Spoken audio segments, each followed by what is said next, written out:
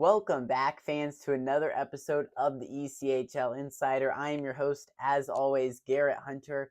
Thank you for joining us for another off-season episode where today we will be discussing my top 5 things that I'm most looking forward to in the upcoming ECHL season. But before we get to that, some important news for you out of Portland, Maine, as the Mariners have hired Rick Kalowski as the next head coach in Mariners history. And I mean, what else could you ask for, right, in this hire? A ECHL Hall of Famer. He scored 550 points in the ECHL, and he has 20 years of head coaching experience in pro hockey. A guy who's been behind the bench of the New Jersey Devils as an assistant, several head coaching jobs in the American League, and now he gets a head coaching job in the ECHL. So a league that he's had nothing but success in. I think this is just a great hire for the Mariners, and you get a proven winner, right? A guy who knows how to have success in the ECHL. He did as a player. Now he looks to as a coach, and he has a huge resume of coaching experience around pro hockey in North America. So really, really good leader is Rick Kalowski. So excited to see him behind the bench of the Mariners in October. Well, let's jump right into it. These are the top 5 things that I'm looking forward to in the 2025-2026 ECHL season. So we'll start at number 5. I'm most excited at 5 to see the new head coaches in the ECHL. We just talked about one with Rick Kalowski, but specifically 2 that I wanted to point out. We've announced them, all through the offseason as they've come in. There's a lot of them, right? But these 2 stick out to me, and it's Matt McDonald in Orlando, and it's Steve Martinson in Allen. I think these are 2 really, really good hires. McDonald, an assistant in the American League for several years. He's won a Kelly Cup in the ECHL as a player, and now he takes over in Orlando where expectations are high, if not as high as they ever have been in Orlando. Back-to-back South Division final appearances, lost to the Everblades. Orlando is very hungry right now to get to the next level, and I don't think that this is a fan base that's going to cut the coaching a little bit of slack if they take a step back this year. Karkner took them to high levels the last 2 seasons, knocking off the number 1 seed in the South Division the last 2 years. Matt McDonald is going to be expected to just pick up right where Matt Karkner left off. Whether that's fair or not, that's really the expectations in Orlando, I think you could say. So big ask for Matt McDonald in his first year, but I think he'll be able to really seize these expectations and deliver a good product in Orlando. And then with Steve Martinson, he's already led Allen to a championship in 2015. So he knows what it takes in this city. He's done it in the inaugural season of the ECHL version of Allen American Hockey. So I think bringing him back is just, awesome. The nostalgia for those older Allen fans definitely is there right now. I think coming off of last season, the worst in the ECHL, there's expectations this year, which normally you wouldn't see considering how bad last year went for Allen. But there's expectations now with this head coach. I think their expectation would be at least make the playoffs. If not get to the second round. I think Allen's capable of that. We've already seen the moves that he's made. He's bringing back Americans like Matt Register, who have had a lot of success there. So just a lot of big names he's signed so far, and I think that's only going to continue. I think I'm really liking the roster that I'm seeing Steve Martinson assemble right now in Allen. And then at number 4, teams that are looking to take the next step.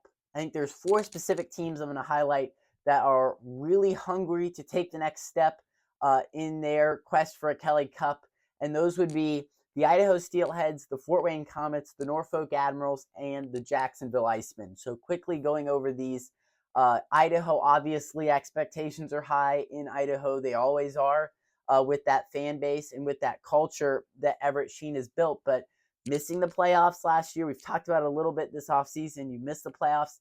What happens this year? I think there's a lot of pressure on Everett Sheen now. You got to deliver a better product this year than what we saw last year. 8-team division, obviously harder. We saw that down the stretch. of course. But yeah, Idaho, really, their expectations, we can make it to the Western Conference Final. We've done it here 2 years ago. We can do it again. I think that's really the expectation in Idaho. They want to be able to make a deep playoff run. And then in Fort Wayne, I mean, they had Toledo on the ropes in overtime, almost going down. And if they would have won that game in overtime, they would have been up 3-1. So, I mean, they almost eliminated Toledo in the minds of the Comets. They were right there. That was really, other than the finals, obviously, the hardest series that Toledo played. So I think Fort Wayne is ready to compete with the Walleye this year. I mean, that is at least the expectation, if not what's going to happen. They're ready to give Toledo a run for their money for the top of the Central Division in the playoffs and in the regular season. So, and that should be the expectation in Fort Wayne now. You've been the little brother to Toledo for a while. They're looking now to be able to surge over Toledo this year. That specifically is a goal, really, when you talk about this franchise. Such a big rivalry in the Central Division. And then in Norfolk, you've had 2 years where the fans are like, okay, we're good now, right? We've made the playoffs. This year we got to the second round. Now they're looking to, can we make the third round? I think that's a realistic goal, though. You look at this Admirals team, they've already signed a lot of returning players. I think Derek Carr doing nothing but the same in Norfolk. You're leaning on veterans. You're bringing in new guys and bringing in just tons of offensive weapons so far in Norfolk.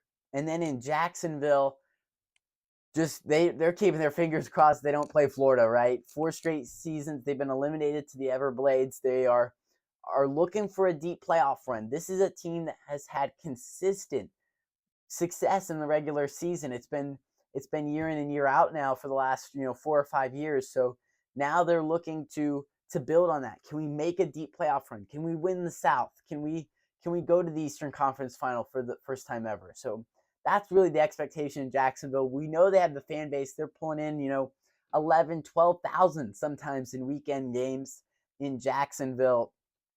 One of the biggest fan bases in the entire ECHL. They want to make a deep playoff run. They don't want to get eliminated to Florida again. That's kind of over and done with in their minds. They're ready to get past the Everblades if they do indeed meet them in the playoffs this season.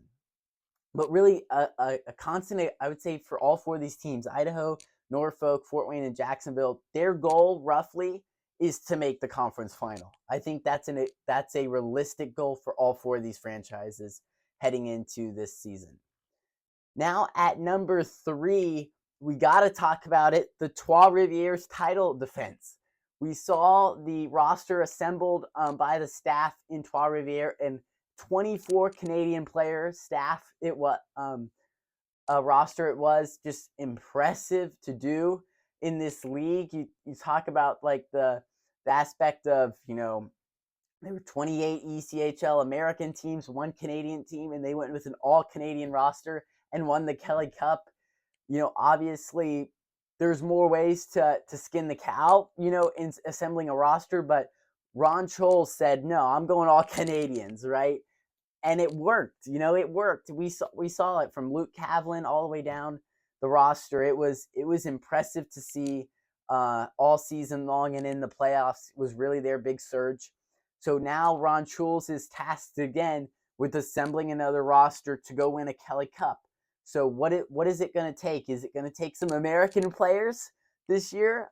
Is it going to take all Canadians again? We'll see what Ron Scholes draws up in Trois-Rivières to go ahead and defend a Kelly Cup title.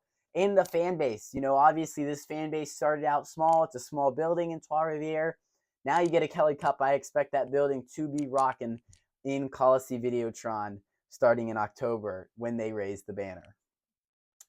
And at number 2, the Florida Everblades. Huge question mark right now after winning 3 consecutive Kelly Cups and that run coming to an end last season, losing in the Eastern Conference Finals to Trois-Rivières.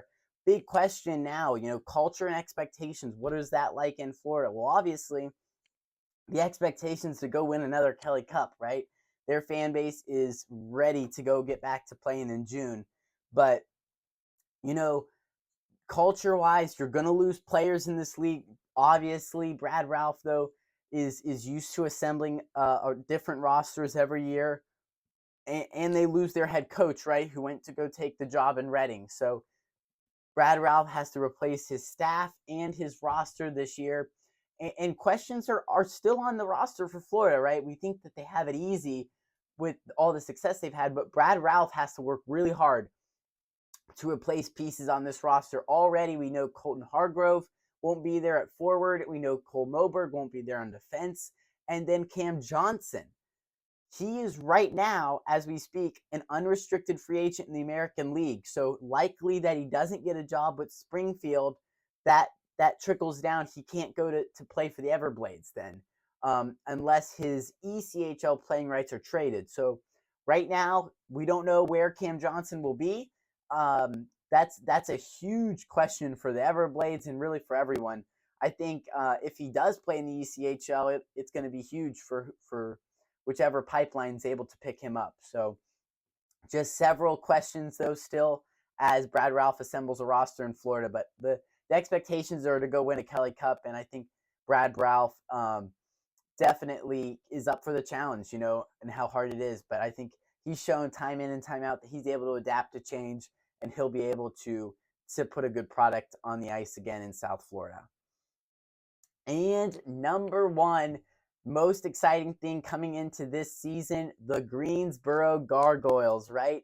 The 30th ECHL franchise is here in Greensboro, North Carolina. Cannot wait to see these guys take the ice.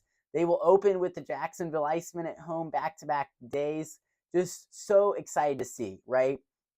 Scott Burt, former Rapid City coach, is tasked with beginning this franchise, and what a job it is. But I think Scott Burt is very experienced in this league. We're glad to see that he's recovered from his medical issue last season that took him out of the head coaching job in Rapid City for part of the season. But now he's back. He's able to coach. So we're really happy to see that for Scott, and really excited to see this Greensboro team, right?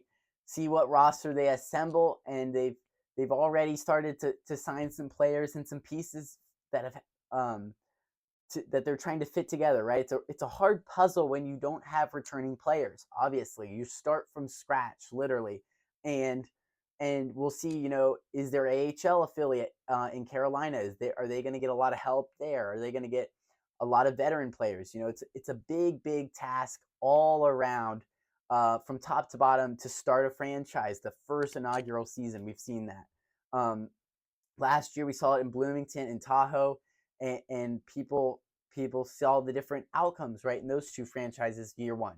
Bloomington good, but didn't make the playoffs, and then Tahoe got a sweep in the first round, made it to the second round. So I think it's very, very interesting to see this Greensboro team take the ice in the North Division. Should be awesome to see. Well, now make sure to subscribe to our channel below, and you will not want to miss 2 weeks from now. We will start our annual division previews leading up to the ECHL season.